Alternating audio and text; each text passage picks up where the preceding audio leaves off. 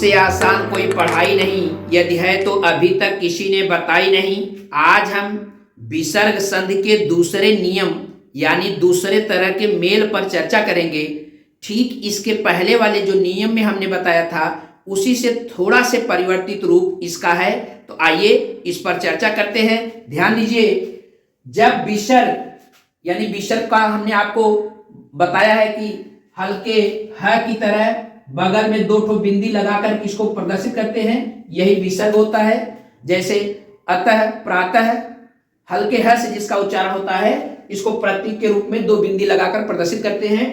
जब विसर्ग के पूर्व ए या आ के अतिरिक्त कोई अन्य स्वर हो, इसके ठीक पहले वाले नियम में था कि विसर्ग के पूर्व ए हो। अब इसमें क्या है, बस यही अंतर है। इसमें क्या है, विसर्ग के बाद विसर्ग के पूर्व वाले पद में यानी विसर्ग के पूर्व वाले जो वर्ण हैं उसमें ए या आ न हो, इसके अलावा कोई भी स्वर हो। तब जब इसका मेल सघोष वर्ण यानी कहने का मतलब जिसमें सभी स्वर होते हैं, प्रत्येक वर्ग का तीसरा, चौथा और पांचवा वर्ण होता है। प्रत्येक वर्ग का मतलब वही क वर्ग, च वर्ग, ट वर्ग, त वर्ग, प वर्ग, इसका तीसरा, चौथा और पांचवा वर्ण, सभी जितने स्वर हैं और य, र, ल, व, है जिनको हमने कोमल व्यंजन बताया था, यानी यहां से य, र, ल, व तक अंतस्थ व्यंजन है, फिर इसके साथ है लगा हुआ है। तो जब ऐसे विसर्ग से जब इस तरह के वर्णों का मेल होता है तो विसर्ग हट करके, यानी विसर्ग जो हटना हमेशा इस नियम में विसर्ग को ही है, इस चीज को ध्यान रखिएगा।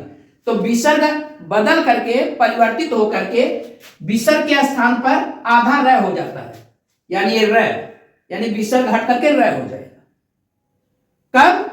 जब उस विसर्ग के ठीक पहले वाला वर्ण ए, आ के अतिरिक्त कोई अन्य स्वर रखता हो और उसका मेल यानी प्रत्येक वर्ग के तीसरे, चौथे, पांचवें वर्ण से या सभी स्वर से या य, र, ल, व, ह से हो, तो विसर्ग के स्थान पर यह र यानी आ जाता है, आधा र यही विसर्ग के स्थान पर आ जाता है।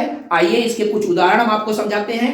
जैसे निह धन गुण, महत्वपूर्ण बात देखिए, ध्यान से समझिए। आप देख रहे हैं विसर्ग का यह प्रतीक है, इसके पहले वाला एक ठीक वर्ण न आया है, इस पर ई की मात्रा लगी है। कहने का मतलब ए और आ के अलावा कोई दूसरी मात्रा है, यानी कोई दूसरा स्वर है, तो यानी ई स्वर आ रहा है। तो जब इसका मेल, ये तो एक क वर्ग का तीसरा वर्ण है, हमने बताया था कि जब इस विसर्ग का मेल तीसरे वर्ण से या चौथे वर्ण से या पांचवें वर्ण से होता है तो ये विसर्ग जो है यही हट जाएगा, यानी इसके स्थान पर आधा र हो जाएगा। अब भैया आधा र, नी के बाद आधा र, फिर ग से जब इसका मेल होगा, तो आप जानते हैं व्यंजन तो ऐसा होता है कि यह अपनी कोई मात्रा ट्रांसफर नहीं करता, ए एज इट इज नीचे आएगा, यानी गुण सीधे नीचे आएगा।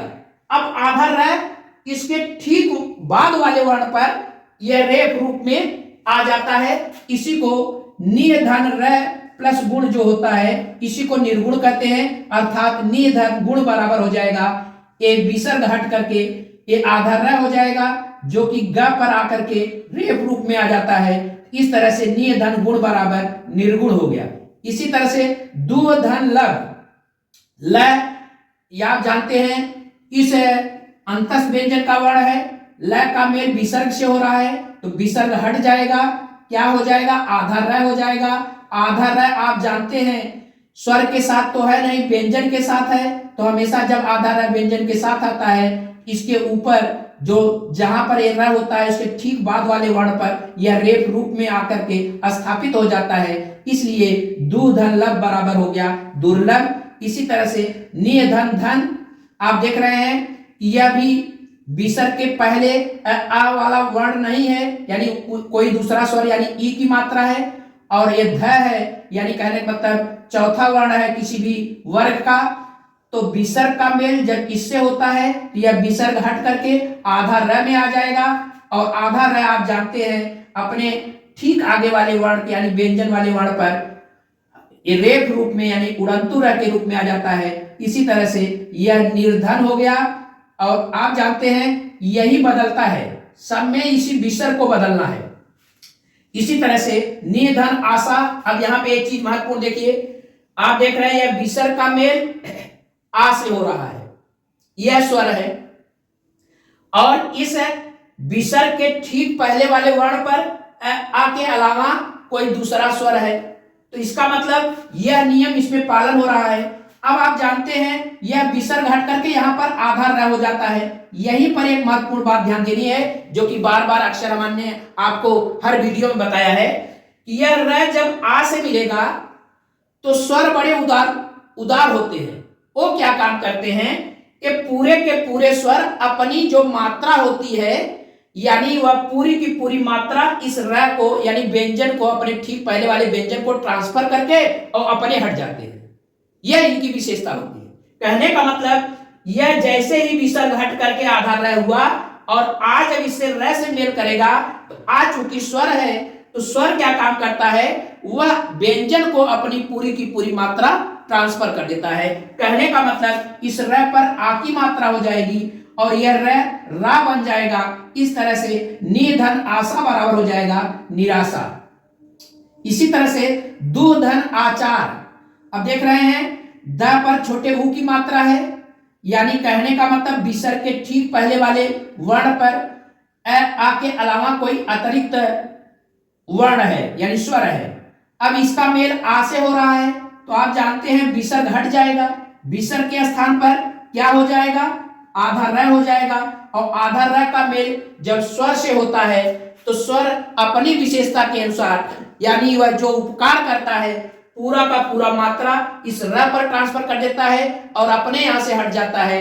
कहने का मतलब दू धन र पर आ की मात्रा हो जाएगी, इसके बाद बाकी के वर्ण एज इट इज जैसे हैं वैसे आ जाएंगे। इस तरह से दू र पर आ की मात्रा यानी दूराचार, अर्थात दू धन आचार बराबर हो गया दूराचार। इसी तरह से हमने इस बोर्ड पर अन्य इस तरह की संधि दिए हैं, जैसे है निर्धन उत्तर और निर्धन धारण। हमें उम्मीद है कि इस नियम से इसका संधि करके आप कमेंट सेक्शन में जरूर बताएंगे। फिर इसके अगले नियम पर हाजिर होंगे। तब तक के लिए धन्यवाद। Thank you.